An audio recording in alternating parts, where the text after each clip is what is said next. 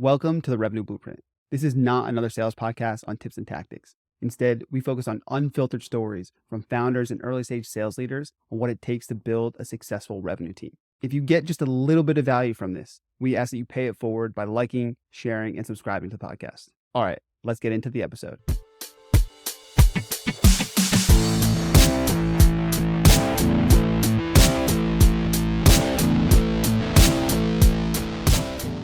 Welcome, everybody, to another episode of Revenue Blueprint. Today, we're joined by a very special guest, Kyle Duffy of Gradient Ventures. How you doing, Kyle? Doing all right, Seth. Good to see you. Yeah, man, I'm excited. Well, we know each other, so let's dive into a bit of background before we start grilling you on the questions. So we were both first sales hires at Revenue. Kyle focused on enterprise. I focused on mid-market. I think we kind of stayed in those veins a bit. He's been in sales and travel tech, founded a company, and then after Revenate, moved to sales and professional services leadership roles at Google.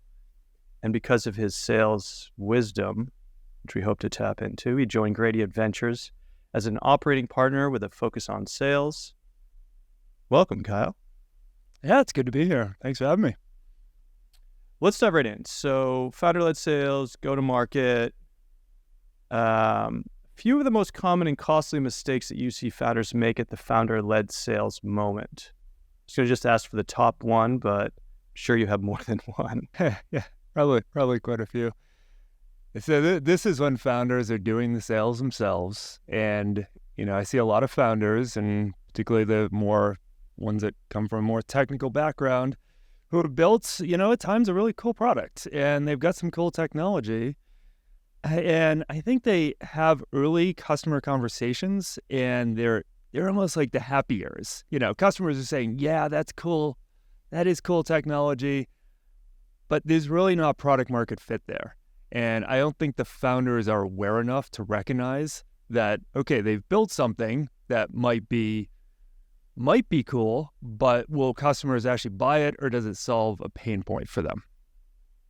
So maybe on that topic specifically, do you attend any of those conversations? And whether you do or don't, what are the type of questions that the founder should be asking the potential prospects to try to suss out the, just somebody saying that's a good idea versus, hey, let's get serious about this. Maybe we should give you money for this value. I help coach our founders at this stage.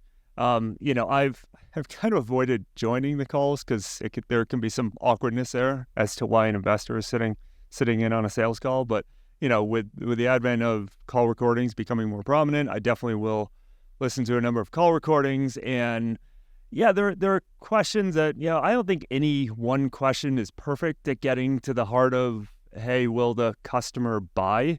But I oftentimes coach our founders to ask more open-ended questions to begin with around what the customer pain point is in whatever solution that they might be solving. So get to the customer pain first, and then understand, how acute is that pain, and are they in the market to invest in something that's gonna solve that pain? So basically running a discovery call, but a little bit, well, it's a discovery call with the focus of, is the thing, the value they offer, pain they solve, kind of high enough or even existing for the prospect to validate it so the prospect want to go forward?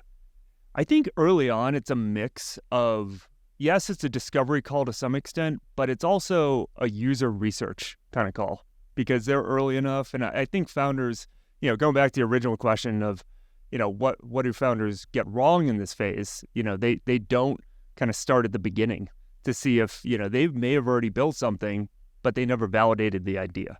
So they need to go back and kind of validate the idea if they haven't.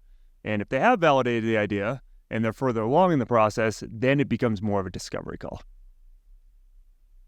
Oh, we lost some lights there for a second. He's out. He dropped the mic. Fade out right there. So I think you're hitting a point that resonates really loudly with a lot of conversation that Seth and I had 9 months ago, 6 months ago.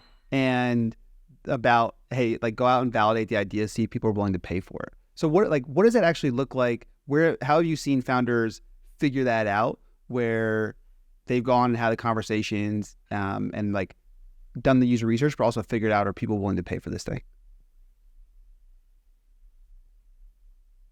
It's a good question. And I don't know if I've seen a lot of founders do it perfectly, but oftentimes we advise, before you build too much, go out and validate the idea. And the way to do it is to think about it like a user researcher would. So, open-ended questions, really understand, sometimes they'll run the jobs to be done framework, which we find can be valuable. And then, that sussing out of the pain. What's the jobs to be done framework? That is it's usually done more by product people, and it can be done at kind of a later stage. But generally, and I'd encourage people to go out and look for this, and a lot of podcasts on the topic. It's drilling down into take a vertical and a persona and starting at the beginning. Basically, it's a tell me about your day.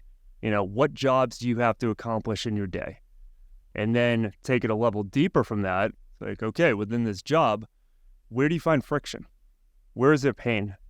And then you can start to suss out, as a founder or as a company builder, where can I solve that pain? Where is there white space in the market? And then, I love this. So glad we had you on. And selfishly, I knew I was going to start learning from you, Kyle.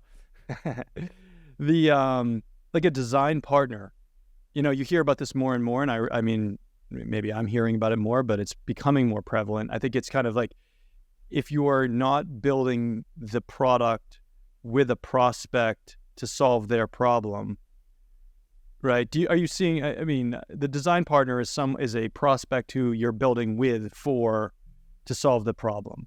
And so I guess it's kind of a secondary validation, or the next step in this process, that they're like, yeah, if you could build that, I'll buy it. I'll help you build it, in the sense of I'll expose my pain to you over and over until you solve it, because it's so palpable. Are you seeing design partners more and more with the founders that you're working with? And you're also seeing that as I guess maybe what's the best way to work with a design partner? I asked a lot right there. So maybe start with you're seeing it more and more, and how would you suggest founders working with design partners? I'm glad this conversation evolved to design partners, because I think that's the next natural kind of area here to discuss. And that, okay, you figured out there's some pain, and there are some customers that are sort of chomping at the bit. They want to solve this pain, and they're willing to jump on board with this early stage company that only has a portion of the technology built out. So in terms of, why don't we start with finding design partners? I think it's asking the right questions. It kind of goes back to discovery and understanding, who is this pain most acute for, and someone who's forward thinking enough and willing to jump on board to help provide feedback, and, wants to leave their fingerprint on a product. So I think finding the right design partners is really crucial. And a couple of things that I look for is people who are kind of tech forward. Ideally, they come from a company that has a good logo, and it doesn't have to be a big company, but it's a recognizable company, because they could potentially be your first customers. And I think the referenceability is going to be important. And then I look for someone who's willing to put in the time and commitment. Some people say they will, but, are they really willing to put in the commitment it takes to be a good design partner? So then you found your design partners.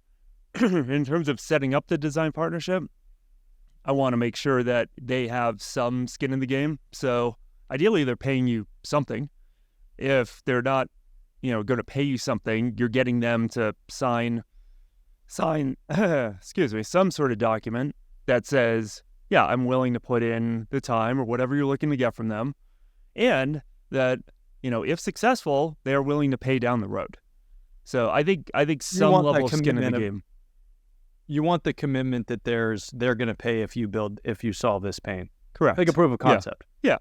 I think to make it clear to them that this is not, you're going to give them a benefit in the long run for being a design partner. They will get some level of discounting, but they need to pay too. I mean, you're building a business, not a nonprofit. Well, and it's also a good indicator that the pain isn't very acute. Even if your partner's entrepreneurial, has a ton of free time, is there to support you, wants to put their fingers on the project and have their prints on it, but if their business isn't going to pay for it, right, exactly. It's a very expensive hobby for everybody involved. Definitely. That's why I want them signing something, with deliverables. And I think it's probably a big mental hurdle, right, that a lot of founders go through, is that they feel like they need to get this product fully ready to be used before they can truly go to market with it. But where I think most founders make that mistake is, whatever you think the product is going to change. And if you really want to validate it, you need to be able to pre-sell the idea before it's fully built. If you can't do that, if you can't get people to think about buying it or committing to it beforehand, before it's ready, then something's wrong in either the product or the offer. Yeah.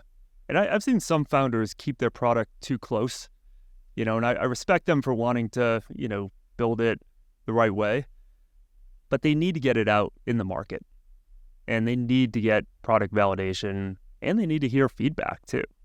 The first version of a product's never going to be perfect. So let's get it out there sooner, and let's get feedback from customers. Any other obvious, I don't want to keep dwelling on mistakes, but we're bringing them up to avoid them. Any other things that stand out that you see yourself kind of repeating almost as a mantra to founders so they can avoid these mistakes? I think they're trying to pass off sales too early, and we could talk plenty about this, but I think we have 7 hours booked, Kyle. So perfect. All right, let's do it. Let's get I'm glad we got that. Yeah, especially product founders that are coming from product and engineering who haven't done sales before, and maybe they don't want to do sales and are trying to pass things off too early, often doesn't go well. And I always tell founders that you need to get the sales foundation right. And what I mean by that is you have to have some early sense of who the ICP, ideal customer profile, is, who your buyer, the persona, is, and what the value prop messaging is. Because no salesperson off the street is going to come in and figure those things out for you. So you need to at least nail those down before you're trying to pass off sales to somebody else, even a portion of the sales. I really want founders to do some of the early upfront work. Okay, so let's talk about that a little bit on the product market fit versus go to market. I wrote about this morning, and I'm sure you read everything I write, so you're probably well versed in this topic. But it's we debate product market fit, and if you have a great network and you have a bunch of design partners, you have 10 design partners you collaborate with, you built this product, they're giving you money, this is great. Product market fit. I mean, that'd be tough to argue that that's not product market fit if those customers are happy, right? And assuming they're paying, all these things. But typically I see folks making that first sales hire right? Because they've proven the product market fit and they have the messaging. In theory, it's all there. And then they say, okay, salesperson, go sell this product to the market, build pipeline, and then expectations, KPIs, frustration, lots of frustration in the best case scenario, fire that person, worst case scenario, and then do it, rinse and repeat a few times. How much conviction, or do you may disagree, but where on that spectrum do they need to be for you to have a lot of conviction that the first sales hire it's ready for that? Mm-hmm. I think there's, some metrics you could look at, and, 10 customers is about right, depending on what the ACV is. Real finger in the wind, I look at, if it's ACV, it's, about 500K range. More importantly, and maybe some of the less tangible, is that customer feedback, early customer feedback on the product being really crucial. I think, again, it goes back to some of the foundation, though. And this kind of leads to more go-to-market fit, beyond product market fit, And do you have an ICP that your messaging is resonating with? And oftentimes founders, they cast too wide of a net early on, and they're out there talking to every type of customer. Have you really narrowed in on an ICP where a salesperson comes in and you can say to them, hey, here's who we're chasing. Here is our ICP now that we're going after. It won't be this way forever. It's going to evolve, but here's who it's resonating with. And there's some, early repeatability in there. I like that it's coming from an investor, because I think the conventional wisdom for founders is like they need to convince you, Mr. VC, that the TAM is 1 trillion. It's huge. It's everybody can buy the product, right? And that's the idea. And then you're like, actually, start really, really, really small and niche, and that addressable market's probably tiny, but that's just your starting point, right? You're going to evolve. You're going to grow out of that, but don't start too wide. Start too narrow.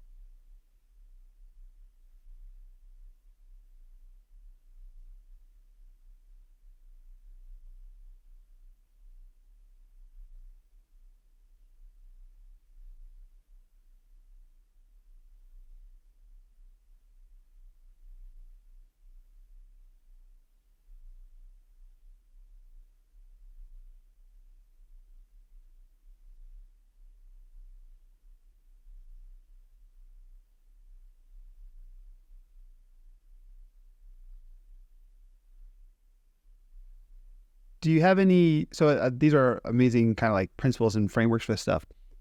Do you have any stories that you can share from portfolio companies where you've seen the founder go through this, through the founder-led sales, and like start to transition to that first sales hire successfully, and just kind of tell us how that evolved? Where it has been successful. Yes, where it has been successful. Yeah, and oftentimes it's founders who have gotten to basically twice those metrics I said. I've had several founders who have gotten to over $1 million in ARR on their own doing founder-led sales. And in that process, they've also found that they've got a good list of target companies to go after. They've identified who their buyer is, and they've identified the messaging. So they've identified the foundation. Sorry, may I ask, how many outside of their network? Because that's what I'm like really becoming like fascinated on, is like, okay, 1 million, I'm guessing that's not all from their network, right? There's something that their messaging is resonating with people who aren't like, yeah, sure, I'll help you, right? I like you. Like, is it tenants? I mean, I guess they could all be outside your network, even better, but how many outside the network gives you that kind of like validation that it's really working? Yeah. It's a good question. So you see founders, they leverage their investor networks, their personal networks to begin with, and then it's okay. Like another level from that is, let's do some outbound, and what type of response are they having to outbound? I think is also a good indicator of, do they have the right level of product market fit? So they're having, they're going to a conference and they're coming back with 20 leads. And then they're having 10 to 15 customer meetings per week. And I think once those indicators are in place, and back to your question, Jason, as to who does that transition successfully, it's founders who not only have some revenue on the books, but they also have a strong pipeline. So they're having a healthy number of customer conversations per week. They've got their CRM in place. I love when I come into, talking to a founder for the first time, and that founder already has a CRM and they have a pipeline. I'm like, wow, amazing. Okay, we got something to work with here. And then they bring on the first sales, ideally couple sales hires, couple reps. Right. So I think that's an important point. You don't necessarily have to close it. There has to be the signal that the revenue is going to come. Like you said, a healthy pipeline that looks like it's moving towards revenue. Right. They've got good deals coming in top of funnel, and they're moving deals through the pipeline on a, some level of repeatability. Yeah. Yeah. And then you said you hire some salespeople. Well, hire a couple salespeople. Yeah. And just hire salespeople that were good. I think it's much easier for founders to sell to their network, get design partners, right? Which is really, really hard. I mean, all of this is super hard. We're sitting here like, oh, let's just do this. So really hard. They get the founders, they get the network, they get the design partners. And then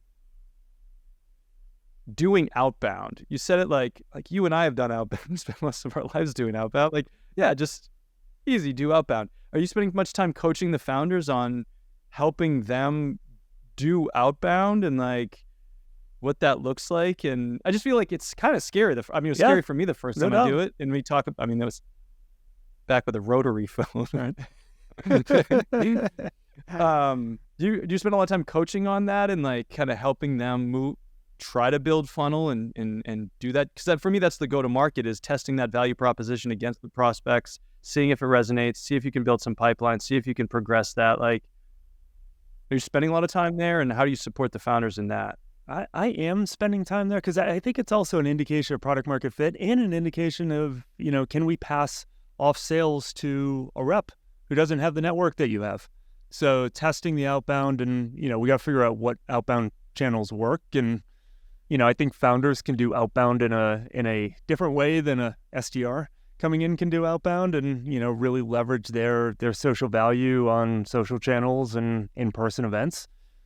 But regardless, it's still outbound. And I want to see if outbound to basically cold prospects is working, and are they getting meetings? So if they're not, or the signal is low, like, where do you go from there? Because I think typically it's like, oh, we're just not doing enough. Let's hire more. Let's have some more horsepower in this engine so we can get these numbers up. But if the conversion rate's too low, you're just scaling something that doesn't work versus some magic. Like, what happens then? Yeah, and you probably see this with founders too.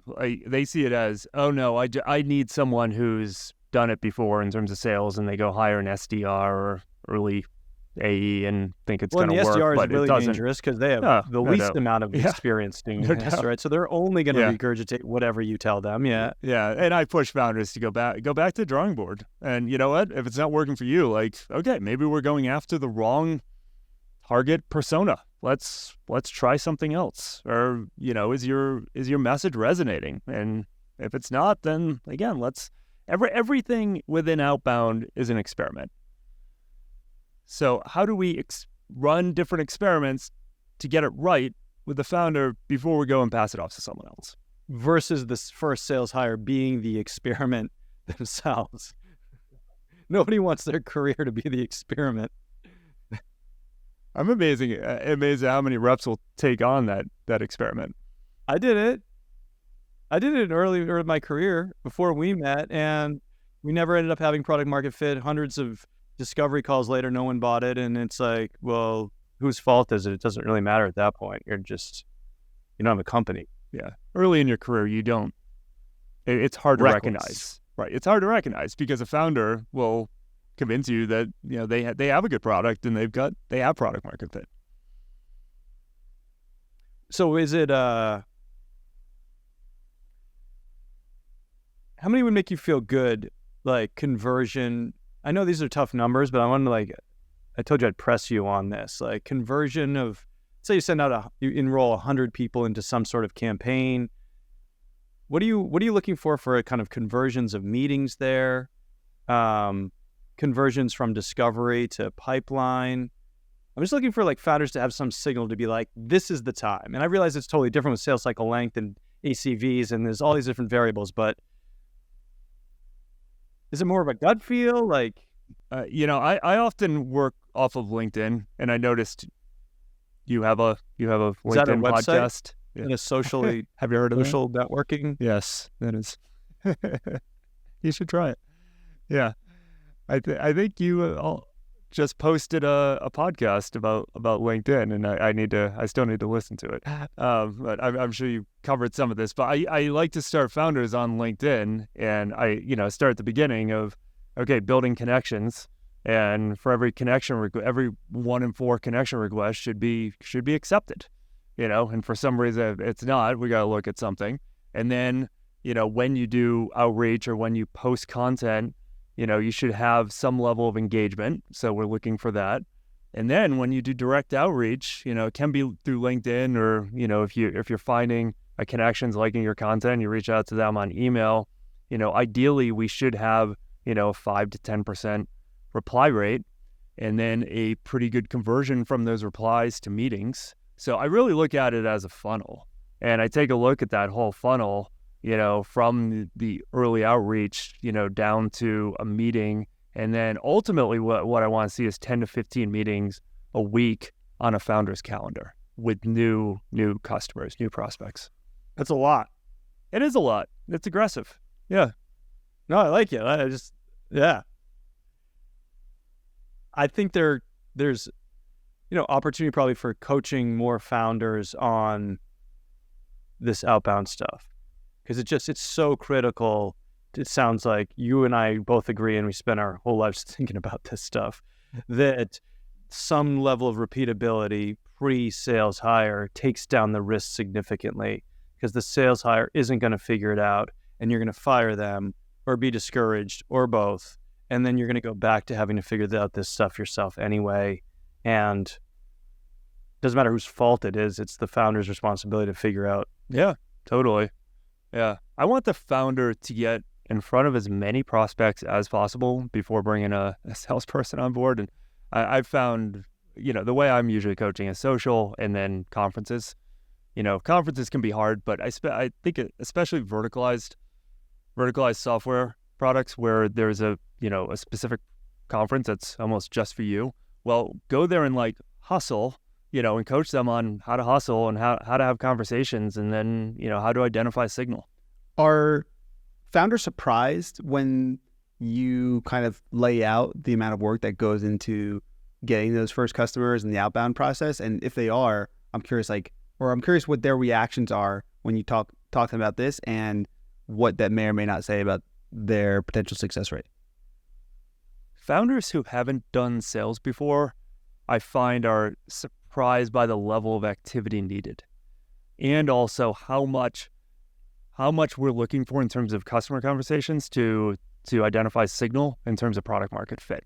When we make an investment, Mike on the phone with a founder for the first time, they say, "Oh yeah, I'm getting good feedback from customers." Okay, show me your calendar. How many customer conversations did you have last week? Well, I had one last week, and I had one a couple weeks ago. Kyle wants 50. Right?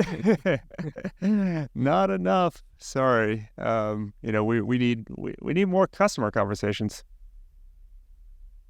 It sounds like someone on the founding team needs to be solid at outbound, because as trivial as it sounds, and outbound is a sales thing and whatever, that is the most effective way to drive new leads for most businesses.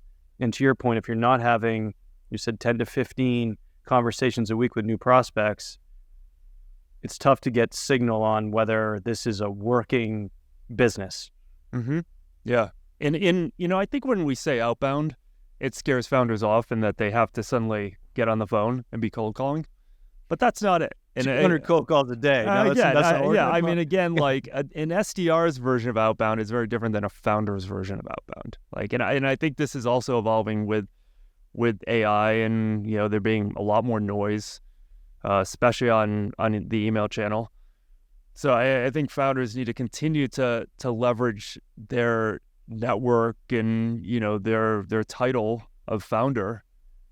But I think it's still a version of outbound, and we still want to see if they can get new meetings. And I think it's okay, while it's not one-to-one with SDRs, I think it's okay if they're showing success with their efforts. That's translatable enough, I think, to the first sales hire.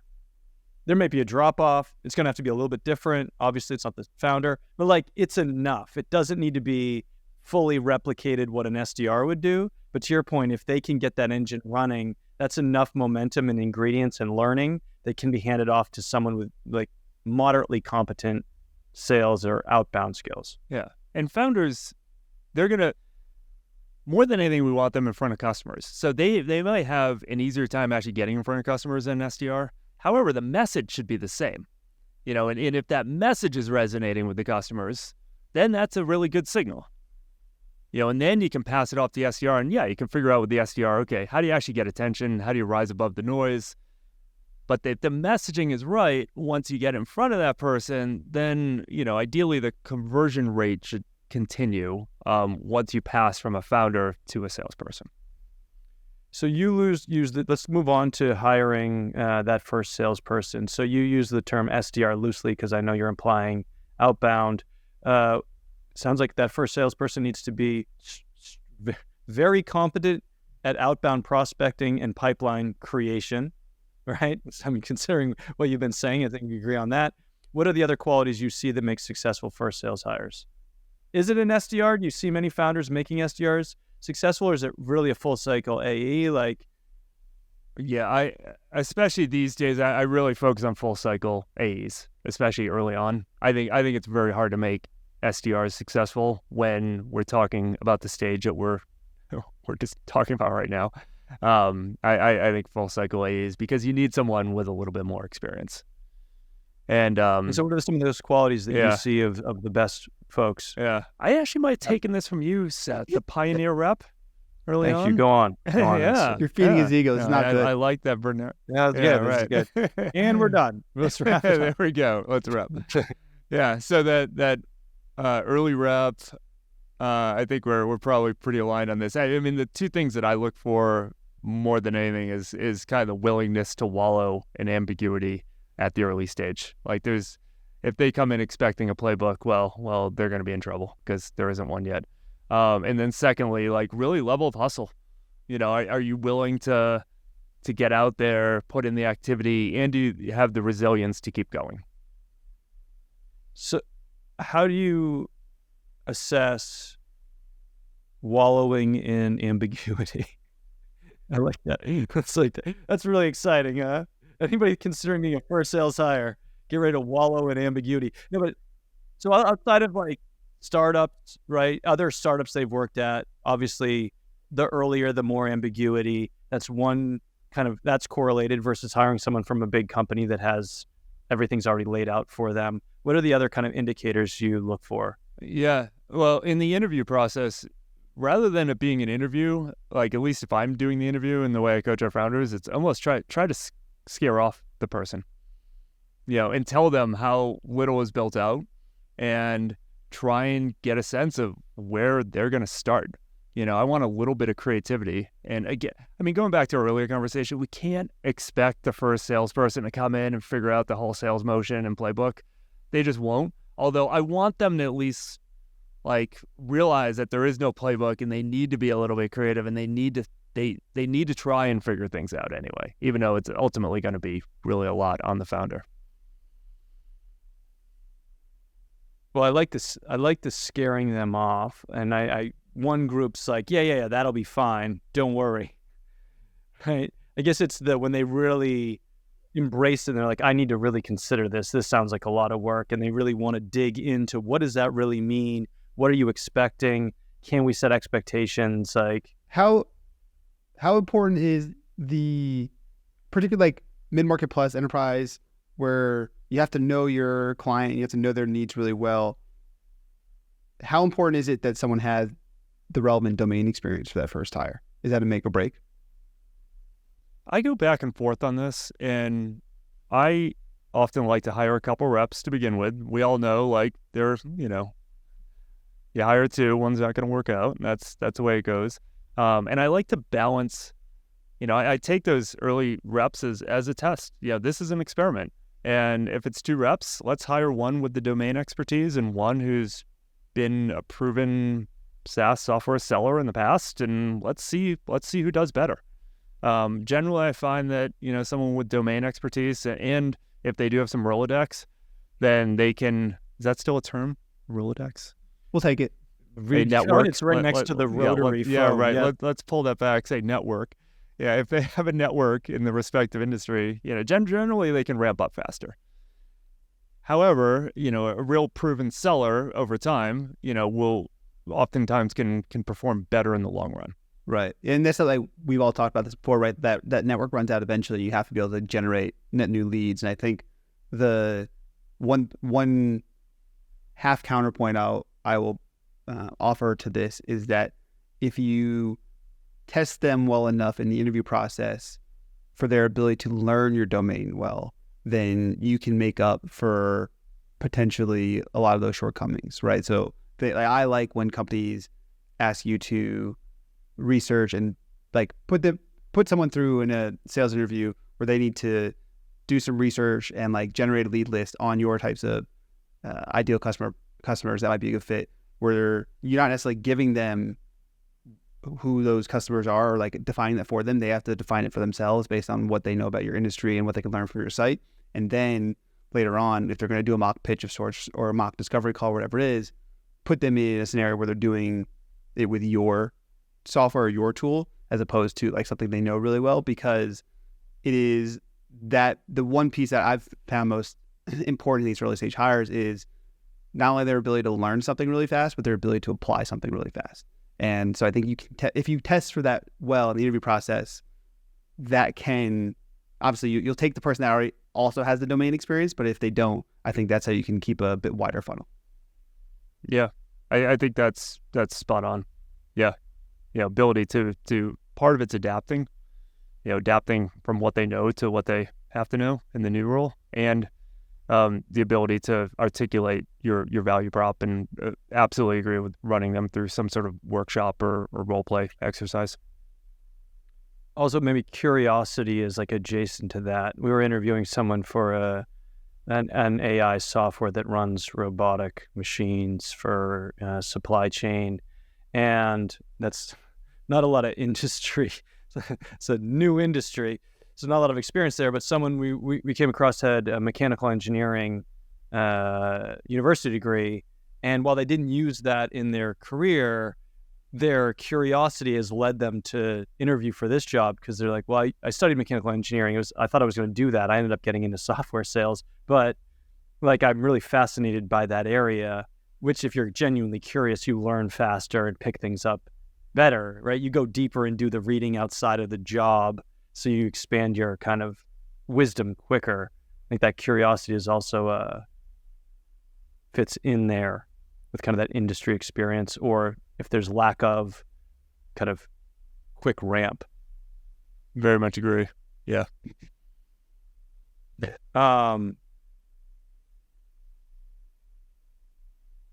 Maybe the first sales leader hire. It's like a nice next step. So we've got this first, you hire two, one fails, but hopefully they don't, but one fails. What is the sequencing of events, generally speaking, to then bring on this first sales leader? Oftentimes finding one of the reps at least will work, ideally, from those first couple, and then layering on, possibly a couple more, depending on the growth trajectory of the company. So ideally we want a few reps who are, who have found some repeatability in the sales motion. So it's pretty, and predictability is hard at the early stage, but some early level of predictability, like, hey, we're going to do this level of outreach. We're going to get this many meetings. We're going to get this many, sales qualified leads converted to opportunities and opportunity to close. So we've got, some level of repeatability there, so that we can bring on, it's probably an early head of sales. And I think this would be a good discussion given your the both experience from the both of you in terms of what that profile looks like. I mean, oftentimes we're looking at, if it is someone from a company that's further along, someone who wants to prove themselves, who hasn't necessarily, become the VP of sales, but maybe they're at a director level and they want to take the next step in their career, I find to be kind of the best and hungriest of the sales leaders. And we want someone who's still, not too far removed from rolling up their sleeves and doing some selling. Right. So if you think the spectrum is head of sales or AE, head of sales, well, forget the AE. So you have head of sales, VP sales, CRO. So you want someone who's a head of sales who was recently an AE or has been involved in deal management, who wants to go from head of sales to VP of sales. And then the VP of sales usually want to go to CRO. So if you hire a VP sales there, they're not getting their hands dirty with deals, and they're thinking about how to take over the entire revenue and marketing and growth and everything. Yeah. So I think it depends on the trajectory of the company. You know, sometimes the first head of sales will still carry, you know, maybe not carry a quota, but at least there's money, there's preserving money and electricity over there. they are.